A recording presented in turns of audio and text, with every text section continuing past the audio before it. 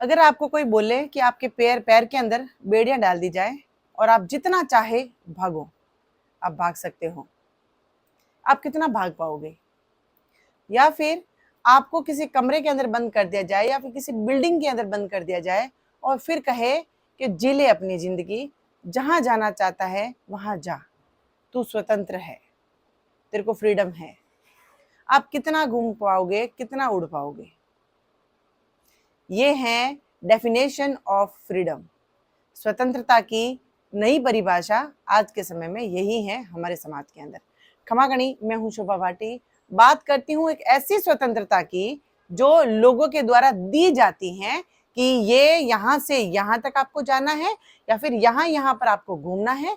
ये है आपकी स्वतंत्रता और आपको इसी तरह से स्वतंत्र रहना है और इतना ही स्वतंत्र रहना है। कैसा लगता होगा ना? ये मानसिकता है हमारे समाज की। कहने का मतलब यह है, मैं आती हूँ सीधा पॉइंट के ऊपर। आज हमारे समाज के अंदर, हमारे आसपास में, हमारे कल्चर के अंदर कहा जाता है नारियां, स्त्रियां स्वतंत्र हैं अपनी सोच के लिए, नारी स्वतंत्र हैं अपने कर्म के लिए, नारी स्वतंत्र हैं अपने डिसीजन के लिए। लेकिन कैसी सोच, कैसी मानसिकता और कैसी स्वतंत्रता जो कि ये समाज के जो जो कहते हैं कि पुरुष सत्तात्मक समाज जो है वो नाप तोल के हमें देगा कि यहाँ से यहाँ तक बस आप घूम सकते हो, इतनी बेड़ियां हम आपके पैरों में डाल देते हैं और अब जहां जहां पे आप घूम सकते हो आप घूमिए। या फिर एक बिल्डिंग जो बहुत अच्छी बिल्डिंग है, बहुत अच्छा है, उसके अंदर लग्जरियस लाइफ जी सकते हो, लेकिन बाहर से ताला मार दिया जाएगा, इस बिल्डिंग के अंदर आप घूम सकते हो जितना आप घूमो। ये पुरुषों द्वारा दी गई महिलाओं को स्वतंत्रता है। मैं नहीं कहती हूं कि पूरे के पूरे पुरुष, आज हमारे समाज में कुछ पुरुष ऐसे हैं जो कि सपोर्ट करना चाहते हैं और सही मायने में स्वतंत्रता देना चाहते हैं महिलाओं को, लेकिन उन पुरुषों को कहा जाता है जोरू का गुलाम। उन पुरुषों को कहा जाता है कि इसके अंदर तो महिलाओं के यानी औरतों के लक्षण हैं। न जाने और भी बहुत सारे शब्द जो हैं उनको दिए जाते हैं, उनको कहा जाता है कि ये ऐसे मर्द हैं जो महिलाओं के अंडर में रहना चाहते हैं या महिलाओं की सोच पर चलना चाहते हैं, और वहां पर पुरुष थोड़ा सा गिल्ट फील कर लेता है और वो भी उनके जैसा बन जाता है। बात ये नहीं है कि वो बदलना चाहता है, लेकिन उसको बदल दिया जाता है क्योंकि उसको अंडर प्रेशर रखा जाता है। और जो अंडर प्रेशर रखते हैं, जो दबाव रखते हैं, उनका मानना यह है कि अगर ये 2-4 लोग जो फड़फड़ा रहे हैं या फिर सही परिभाषा दे रहे हैं समाज को, कहीं और लोग इनमें मिल गए तो हमारी संख्या कम हो जाएगी, इनकी ज्यादा हो जाएगी, तो हमारी जो अधीनता है महिलाओं के ऊपर वो खत्म हो जाएगी। आज परिवारों के अंदर लड़कियों को यह कहा जाता है कि तू पढ़ तो सकती है लेकिन इस कॉलेज में जाएगी, तू स्वतंत्र है लेकिन कपड़े बस यही पहनेगी, हमारे द्वारा बताए गए कपड़े पहनेगी। महिलाओं को, शादीशुदा महिलाओं को पति द्वारा ये कहा जाता है कि तू नौकरी करना चाहेगी या चाहती है तो कर, लेकिन मैं बताऊंगा कौन सी नौकरी तू करेगी, मैं बताऊंगा तू कहां पे नौकरी करने जाएगी, ये मैं बताऊंगा तू कब जाएगी और मैं बताऊंगा तू किसके साथ जाएगी, किसके साथ आएगी, वरना तेरे को स्वतंत्रता नहीं है कुछ भी काम करने की। किसी भी ऑफिस के अंदर अगर शादीशुदा है, किसी भी ऑफिस के अंदर महिला कहाँ बैठेगी ये भी पुरुष जो है इसका निर्णय लेगा, ये निश्चय करेगा कि वो महिला कहाँ बैठेगी। आज भी गांवों के अंदर महिलाओं के नाम पे महिलाओं को सरपंच बनाया जाता है, प्रधान बनाया जाता है, लेकिन एक बार उपाधि मिलने के बाद में सरपंच या प्रधान, पार्षद जो भी है बनने के बाद में उसको पीछे कर दिया जाता है और आप देखिए कि उनके पति जो होते हैं पूरा कार्यभार संभालते हैं, उनको नाम मात्र का सिर्फ एक साइन करने के लिए साथ में रखा जाता है कि जहां कहीं भी आपकी साइन की जरूरत पड़े आप कर दीजिए, लेकिन निर्णय हम लेंगे। ऐसी सोच रखने वाला देश कहता है हम पीछे कैसे हैं, हम तो इतने साधन संपन्न हैं, हमारे यहाँ पे शिक्षा का स्तर इतना ऊंचा है, हमारा देश तो वीरों का देश है, हमारा देश संस्कृति का देश है, तो हमारा देश पीछे क्यों है?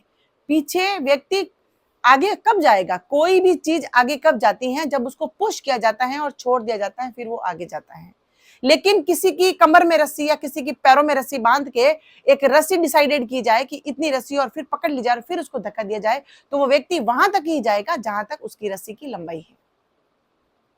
कहने का मतलब ये है, हम स्वतंत्र करना चाहते हैं हमारी सोच के अकॉर्डिंग, हमने जो लिमिट्स बनाई है उस लिमिट के अंदर रहेगा, आगे नहीं जाएगा। ये है न्यू भारत की नई परिभाषा स्वतंत्रता की।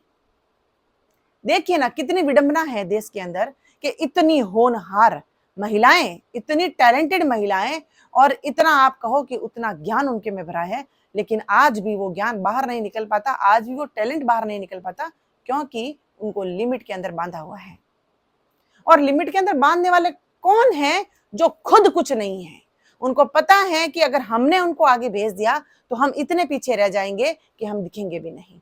इस डर से वो किसी को आगे नहीं जाने देते हैं। ये इनकी सोच है। इसीलिए मुझे नहीं लगता कि ये सब जब तक चीजें चल रही हैं, ये हमारा भारत स्वतंत्र है, आज भी हमारा भारत प्रतंत्र है, आज भी हमारा भारत प्रतंत्र है, यानी अधीन है हमारे ही लोगों से।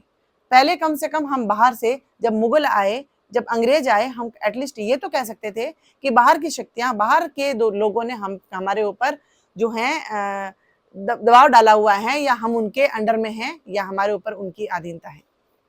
लेकिन आज तो ये सोचते हुए, समझते हुए बड़ा दुख होता है कि हम अपने ही समाज से और अपने ही लोगों के अधीन में हैं। हमें ऐसी छूट दो जो लिमिट तय करके दी जाती है कि बस इतना ही करना है। हमें पढ़ाना तो चाहते हैं, महिलाओं को, इस लड़कियों को पढ़ाना तो चाहते हैं, लेकिन पुरुषों से ज्यादा नहीं। हमें आगे बढ़ाना तो चाहते हैं, लेकिन पुरुषों से आगे नहीं।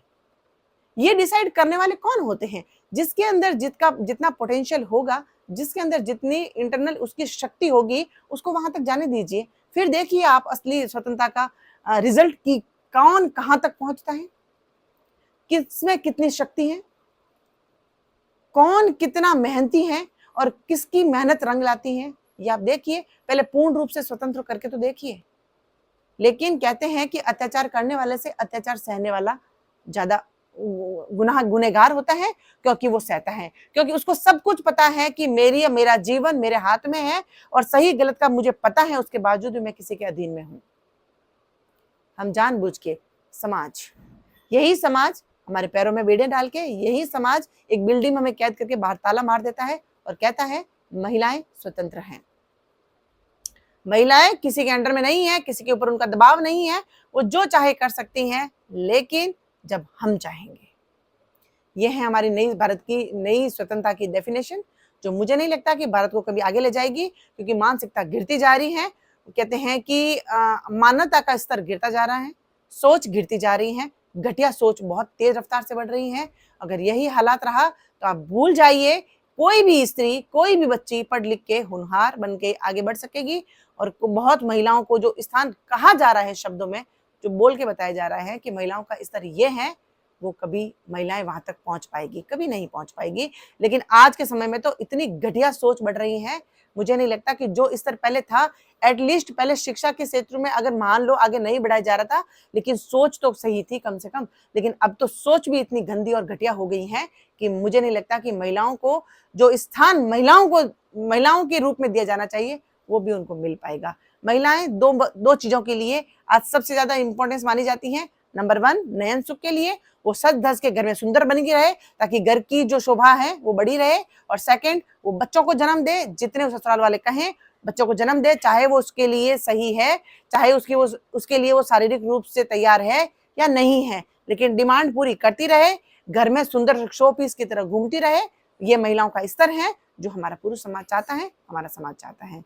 मुझे नहीं पता कि किस तरीके से महिलाओं को आगे बढ़ाया जाएगा, लेकिन समय रहते अगर महिलाओं को समझ में आ गया और सही को सही और गलत को गलत कहने की शक्ति उन्होंने ठान ली, तो कुछ हो सकता है। वरना स्तर इससे भी बदतर होगा और इससे भी ज्यादा हमारे ऊपर अत्याचार होने वाले हैं, जिसके लिए शायद आप लोग तैयार हैं।